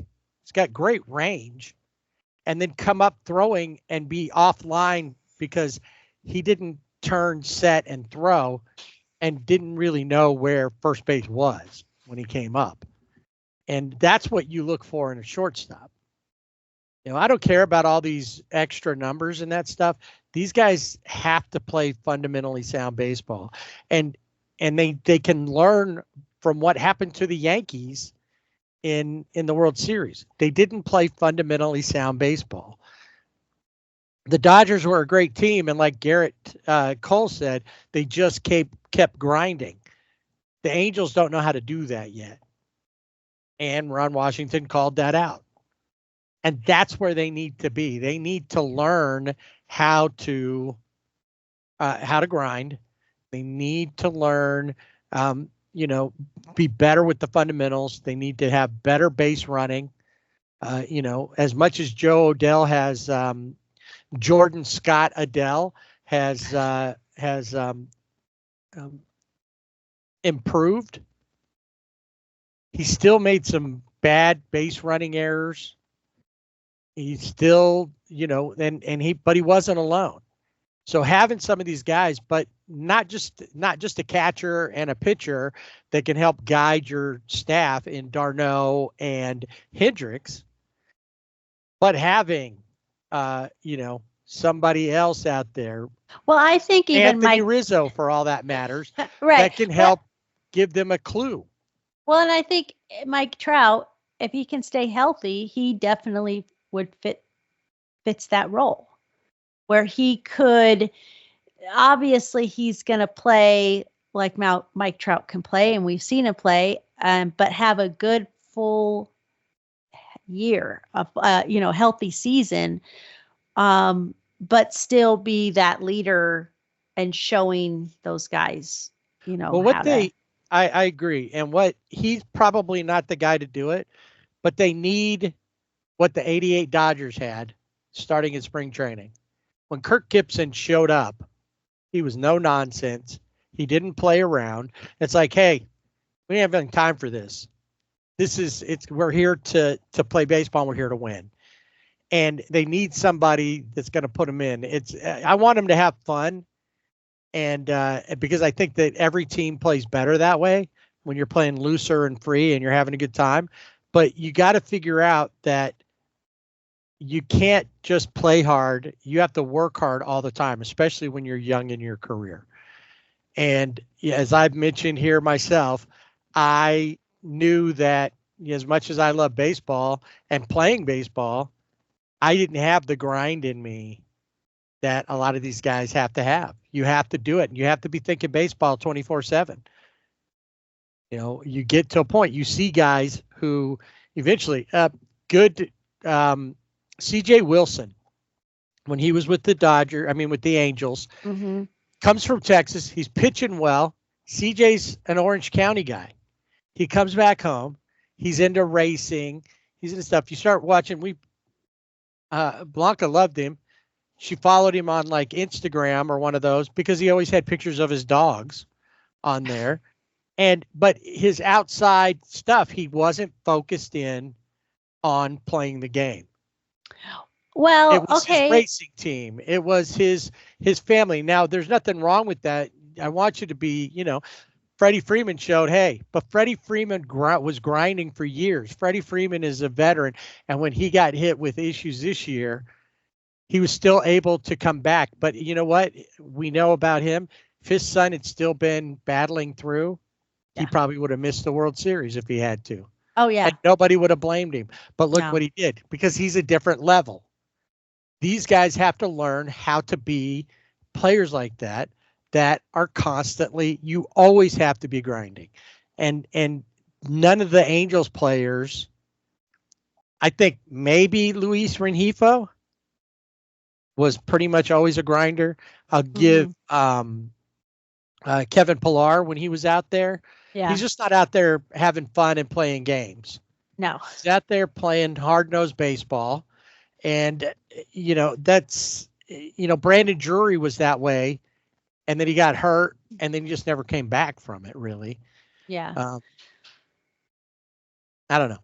I'm just bloviating at this point. No, I don't think so. No, I think you're right. I think you, and maybe this is, Ron Washington's, I don't know how many year plan, but for him to get these guys where he needs them to be. And we saw that this season with just making sure that you show up to the ballpark on time, making, those little things, and just continue. He's a great teacher. So it's just, but getting those pieces in there, to help those younger guys to be the role model that they need. And maybe they could do that, and then Ron Washington won't have to have as many meetings. Especially, if he makes it through the first 3 games of the season without a meeting, he'll be all right. Yeah, it's a success. The one thing, Matt Thaiss, who was the backup catcher last year, DFA'd. To make room for Kevin Newman and not needed anymore now that you got Travis d'Arnaud. There was talk that they would keep him around, just maybe because he can play third base. He played first base. Right. He had started off as a catcher, and then they moved him out there, and then moved him back. And now I don't know if he'll get picked up or if they'll be able to trade him and get something for him. Good exchange for him on that. We'll see. The problem that I have right now with Perry is just that he's still, even though he's building up and he's getting some names that on the surface seem like they're good pickups, I don't think that they're reaching high enough. I think that they're picking up the fruit that's already hit the ground in most cases. Yeah. Low hanging. Or low hanging. But I think a lot of that fruit had already fallen off. So they're not even having to pick it off the tree yet. Yeah. And it's good that he's out there ahead of some things, but he needs to maybe sit back a little bit, let the winter meetings come, coming up in up here in December, and see if he can maybe work some deals and get people on the next echelon up. Because even though Jorge Soler, you would think would be a middle, I think he's towards the top of the bottom rung of players, that bottom third, because he's just not. You just don't know what you're getting with him. Yeah, that's true. I hope that the Angels are not, even if they have the worst record in the West, I hope it's not another 99 game loss or even 100+ game. Yeah, we don't want him to take the White Sox spot. Right. They need, but if they're going to do it, they need to go 135. Right. Just go all out. Get the Spiders. The Spiders lost 134 in 1899 or whatever it was. Yeah. Go for the 135 and have the record. If you're going to do it right. Yeah. Come on. Exactly. Do it right. I don't think, I would hope not, but I really don't think that that they would lose. I mean, things would have to go spectacularly bad. Well, we know that could happen. Bobby Miller, but well, we know that there's a possibility that could. No, I mean, it could happen. It could happen. Because injuries keep coming up, and there's that. Wash could have a complete meltdown. These guys and these kids that they're depending on could all melt down, and next thing you know, you've got an infield full of injured vets hobbling around. You got Rizzo at first, and Brandon Drury gets re-signed to play second. Right. And they call Ozzie Smith out of retirement to come play shortstop. Or better yet, Angels legend Dick Schofield, David Eckstein, even better, David Eckstein, who, he's two-time world champion, was a World Series MVP, and Rendon on crutches playing third base. You're going to have all those guys because all the young guys are hurt or they're getting benched or whatever. There's just, I don't know. I'm hoping. At this point, we can't say that they're going to be. I think they'll be better than the A's because I think the fact that the A's are going to be playing in a 10,000 seat stadium in Sacramento, feeling like triple A'ers, is going to be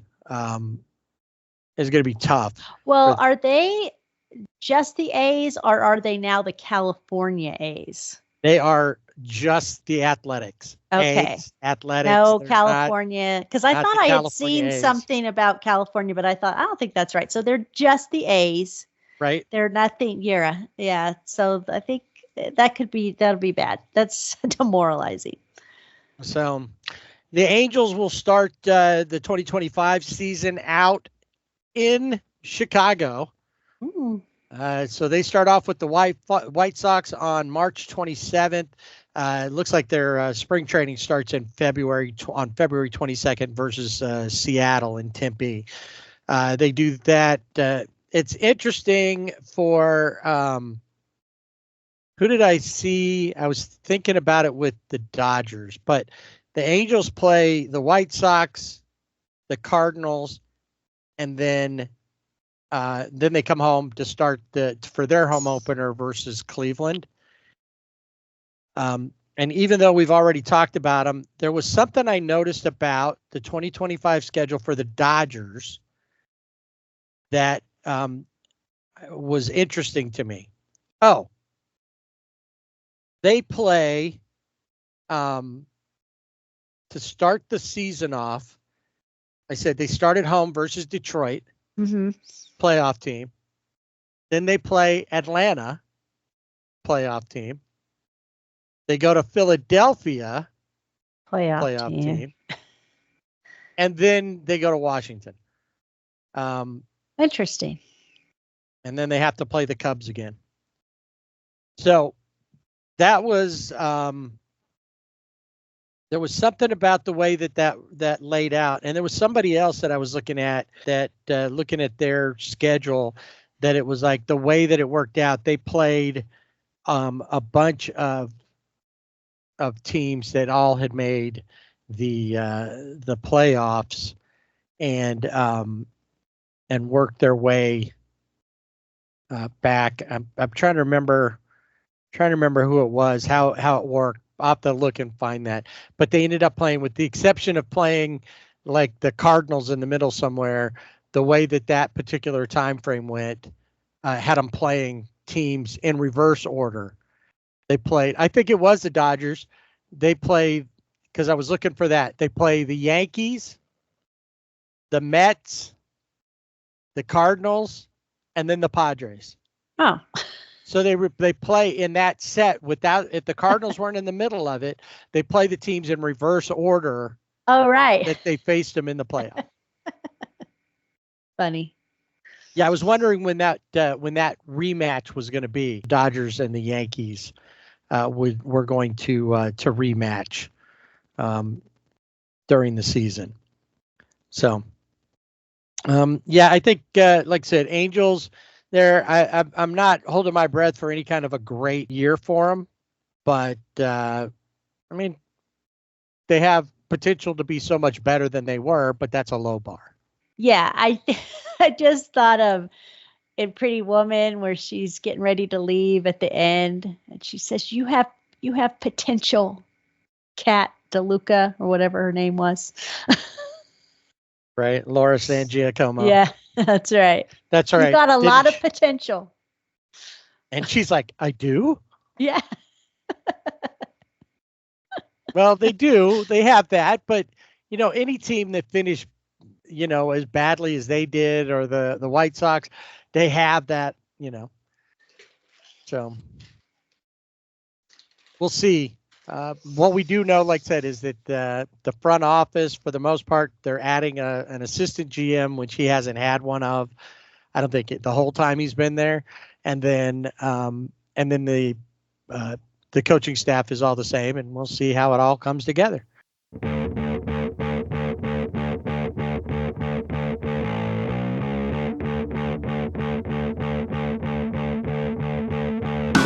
Time to hop into the bullpen cart. One of the last times we'll be driving the bullpen cart around as we take a look around baseball. And instead of going with players of the week or players of the month, we're looking at like players of the season for certain things. And we'll start off a lot of awards this week. Next week, which should be our final episode of the season. So what does that make this? The penultimate episode, I think. Yeah. I always like that word, penultimate. Episode. Next week we'll have all the big four awards. But this week we've got some of the other ones, including the all MLB team. But let's start off, and a couple others awards on there right now. Let's start off with the Silver Sluggers, and let's go at first base. Winning in the AL, not a surprise. It's his second win. Vladdy Guerrero Jr. With a 348, 414, 597 slash line, 66 extra base hits over 125 games. He had 199 hits overall, which was the sixth most in Blue Jays history. So he had a quite the good year after a down year. So that's cool. Well, and a slow start. to this Right. season. Yeah. The National League winner, Bryce Harper, this is his 4th win. And I don't know what nomination. That's what I felt like saying, like they do on the Oh, yeah. Oscars. This is his 4th win and 6th nomination. That's right. This is his, he had 30 home runs with an 898 OPS, and he is the first player to win multiple Silver Slugger awards in the outfield and then at least one at first base. All right, at second base, Tiny with his 7th win. Jose Altuve has 7 Silver Sluggers, more than any other player in Astros history, and is tied with Ryne Sandberg for the most for second baseman. For the National League, Ketel Marte of the Diamondbacks, this is his first win. Pretty much a guy that flies under the radar, but had a great season. He hit 292, 372, 560. That was his slash line. Had a career high 36 homers, 95 RBIs, and a 155 OPS. Plus. Yes, plus. Yep, and is a MVP finalist for the National League. At shortstop with his first win, guy who is setting himself up for a Hall of Fame career, that would be Bobby Witt Jr. This is his first full season, and what a incredible season it was. He had he basically 332 average was the MLB best. Nobody in all of MLB was better than him. So he picked up his first batting title and the first one to do it for the Royals since George Brett way back in 1990. He added 32 home runs and 31 stolen bases in that as well. 40 doubles, 10 triples. He was just outstanding, and runner-up in the home run derby. That's right. Fun to watch. In the National League, Francisco Lindor of the Mets. This is his 4th win. This is interesting because back in May, he was batting 193. But by the end of the season, he had a 943 OPS, 26 home runs, and of course helped he's also an MVP candidate for the National League and helped the Mets in their postseason run. Let's move on to third base. And who else would it be when you come to American League third baseman? Anthony Rendon?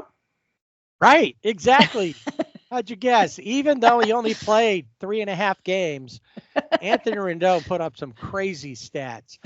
No, it is J-Ram, Jose Ramirez from the Guardians. Else? Yeah, right. And I think he got robbed. He did. He really did.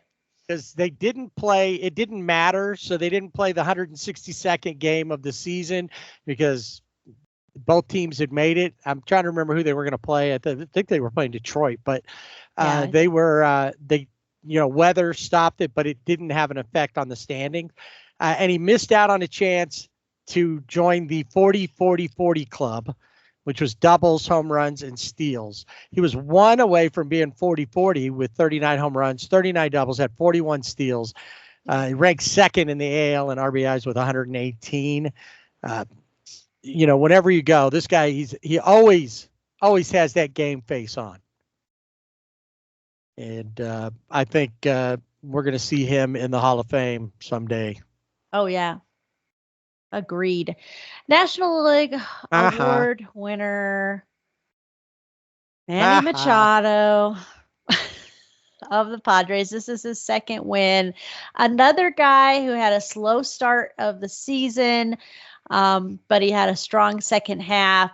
After the All-Star break, he slugged 543 with 16 home runs to finish with 29 for the season, along with a 797 OPS. All right, now the AL winners in the outfield. And no surprise, 2 of them for sure. One guy had a down year. He only had 58 home runs. compared to last year, and that'd be Aaron Judge. Juan Soto, who those two guys are, two of the top finalists for the MVP of the American League. And then finally, it's all the AL East. They're the only ones that had outfielders that could hit really well.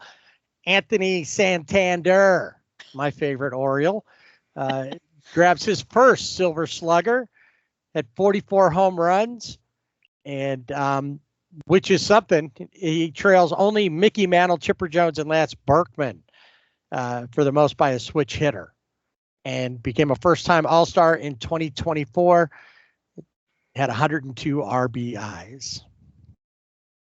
In the National League, I don't think this is a surprise. We watched him in San Diego. Jackson Merrill. He made the team out of spring training. I think was a converted outfielder, never played, but they're like, put him out there, and he was awesome. And then at the plate, he went 2 for 14, but then after that, he hit 366. He had a 5.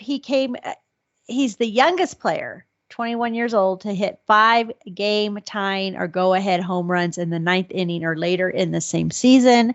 He was also an All-Star, and he is a Rookie of the Year candidate for the National League. I think he's also the 4th youngest player to win a Silver Slugger award. You are correct. Can you name the first 3? Mike Trout. Yep. Alex Rodriguez. A-Fraud. And the one and only Fernando Valenzuela. Tip of the sombrero. That's right. Teoscar Hernandez of the Dodgers, 3rd win. He had 33 home runs. He won the home run derby, posted an 840 OPS, and is just awesome. And Andrew Friedman, please sign him. Yeah, what are you waiting for?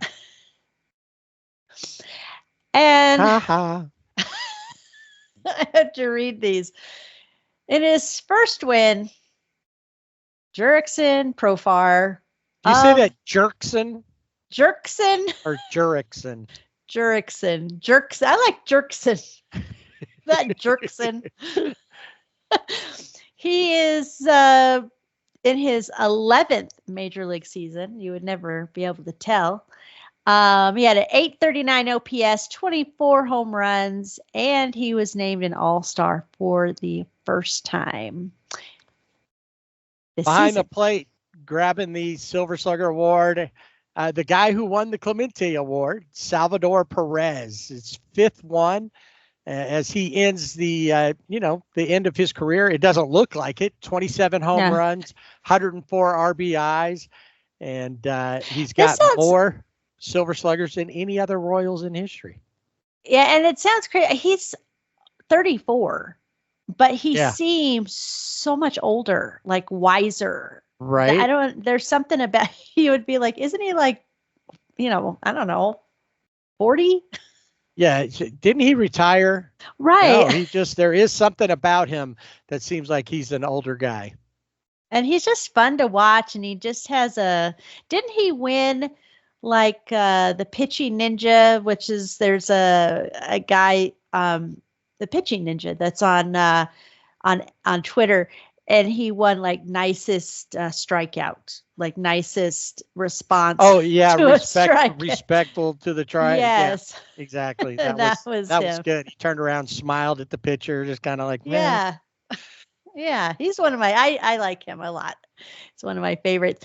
In the National League, catcher William Contreras of the Brewers. This is his 2nd win. Had a big role in helping the Brewers in the win the NL Central. He had a career high 23 home runs, 92 RBIs. Designated hitter in the AL, Brent Rooker from the Athletics, and he had a great season last year. This year, just like confirmed for everyone, and he's kind of fun to follow on Twitter.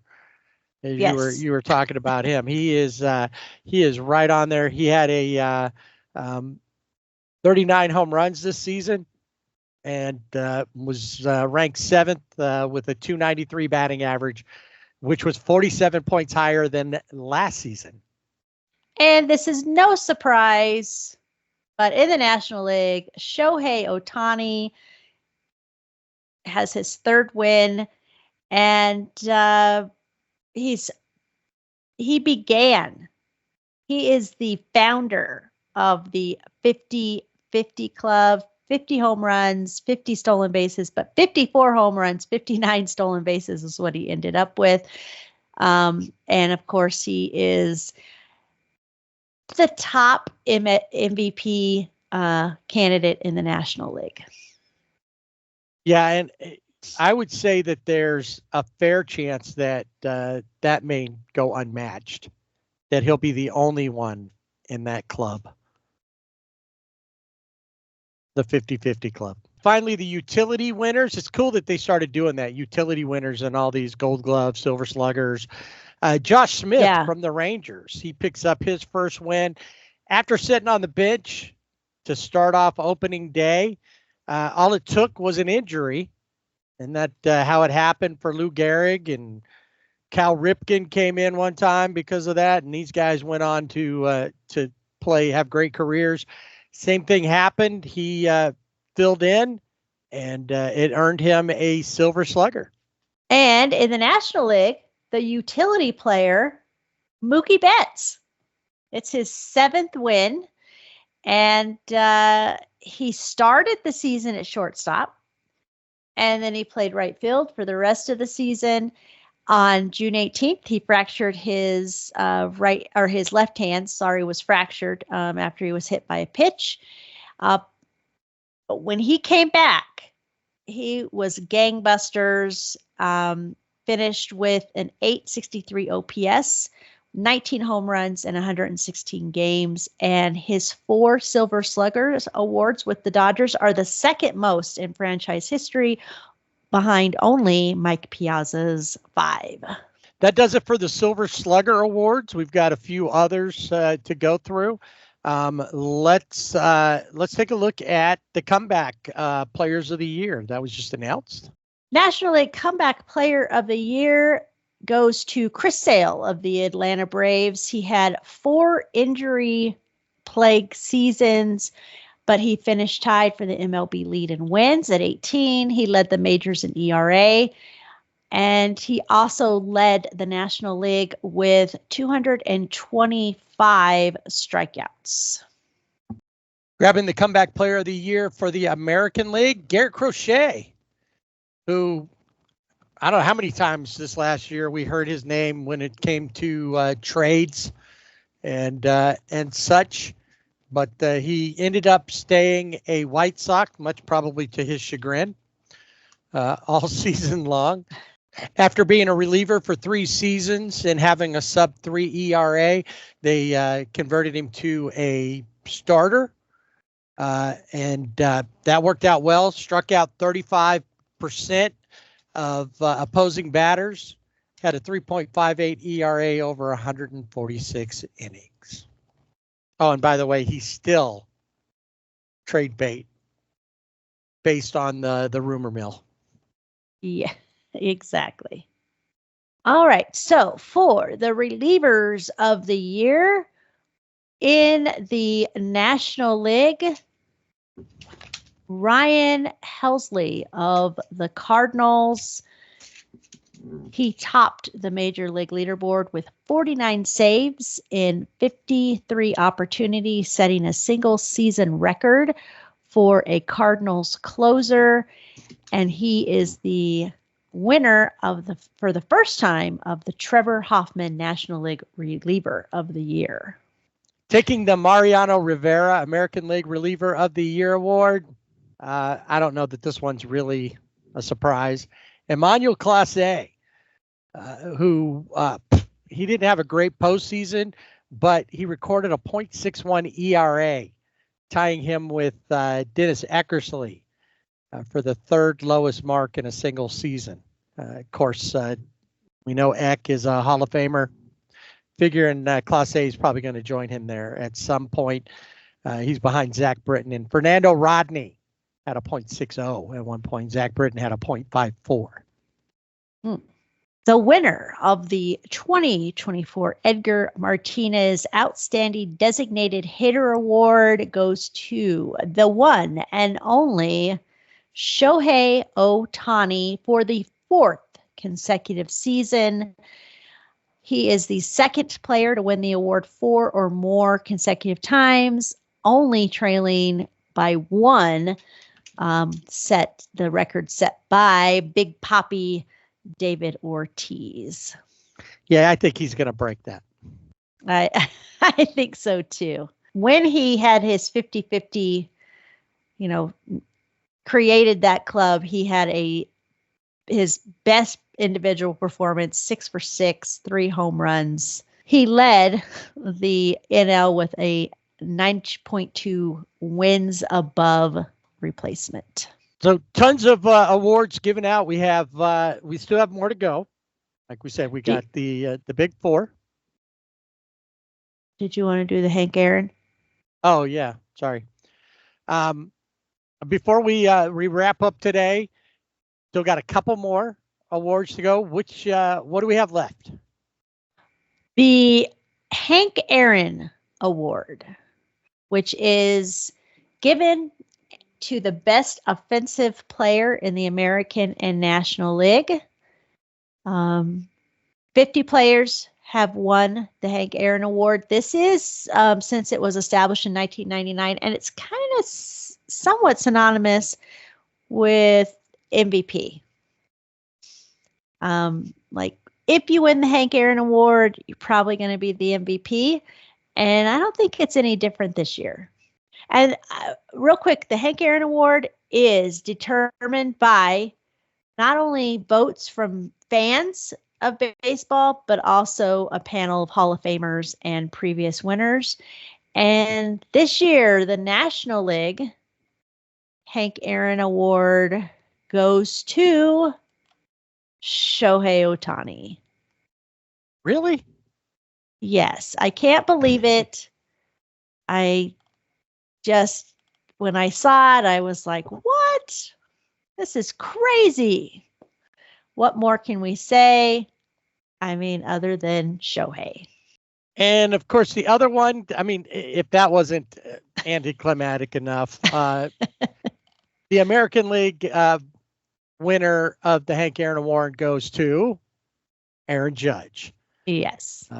And he was on a hot streak for about 5 months. Unfortunately for the Yankees, it didn't cover the postseason. In April, right at the end of April, he was only batting .207.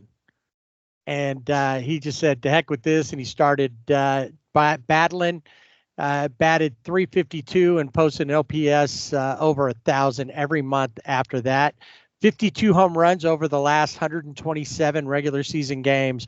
And that led him to 58, a 10.5 B-WAR, and just an incredible year overall. It's hard to top him. Shohei was able to, but they both these guys win the Hank Aaron Awards. They're both the top MVP finalists, and neither one of them had a very good World Series.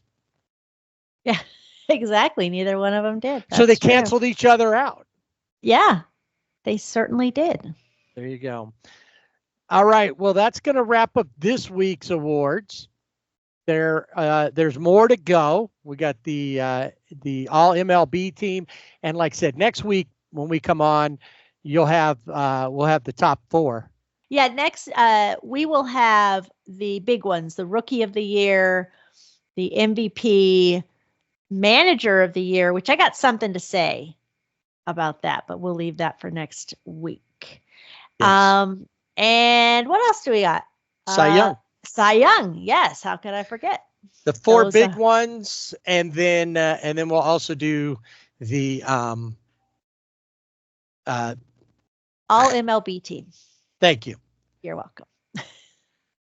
We'll have the first teams and the second teams and A teams, B teams, whatever. We'll have it all.